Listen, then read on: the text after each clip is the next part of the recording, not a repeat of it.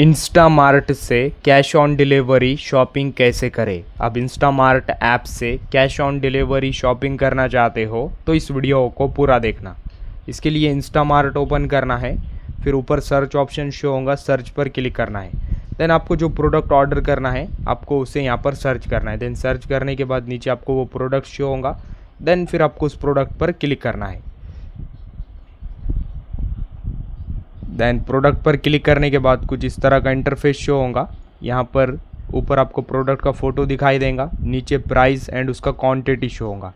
Then ऊपर name show होगा। Then just यहाँ पर नीचे ऐड ऑप्शन आएगा, ऐड इस ऑप्शन पर क्लिक करना है। फिर यहाँ पर कार्ड ऑप्शन शो होगा, ऊपर कार्ड इस ऑप्शन पर क्लिक करना है। देन कुछ इस तरह का इंटरफेस ओपन होगा। यहाँ पर नीचे प्रोसीड टू पे ऑप्शन आएगा, इस पर क्लिक करना है। फिर पेमेंट मेथड ओपन होगा। यहाँ पर कैश ऑन डिलीवरी ऑप्शन दिखाई देगा, इस पर क्लिक करना है।